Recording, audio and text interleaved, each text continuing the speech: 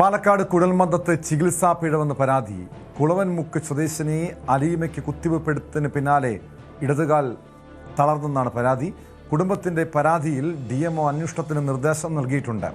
കഴിഞ്ഞ മാർച്ച് 22-നാണ് ആർത്തവ വയറുവേദനയെ തുടർന്ന് കുഴൽമന്ദം കുടുംബാരോഗ്യ കേന്ദ്രത്തിൽ അലീമ ചികിത്സ തേടിയത്. മാർച്ച് 22-ാം തീയതി ഇവിടെ ഹോസ്പിറ്റലിൽ നിന്ന് ഇഞ്ചക്ഷൻ വെച്ചിട്ടായിരുന്നു. കാല് തീരെ നടക്കാൻ പറ്റില്ല. എനിക്ക് ഭയങ്കര ബുദ്ധിമുട്ടുണ്ട്. ഇതുവരെ ഇക്കാന്റെ സപ്പോർട്ടിലാണ് ഇതുവരെ നടന്നത്. പിന്നെ ഉമ്മ മക്കളൊക്കെ കൂടെ സഹായിച്ചിട്ടാണ് പോണത്. കാലത്ത് പണിക്കും പോകാൻ പറ്റില്ല. അത് കീഴിൽ ജോലി ചെയ്തിട്ടാണ് ജീവിക്കുന്നത്. പിന്നെ ഡോക്ടറെ കണ്ടിരുന്നോ? പിന്നീട് ആലത്തൂര് പോയി കണ്ടു, കോപ്പർട്ടിയിൽ പോയി, മെഡിക്കൽ കോളേജിൽ പോയി തൃശ്ശൂര്.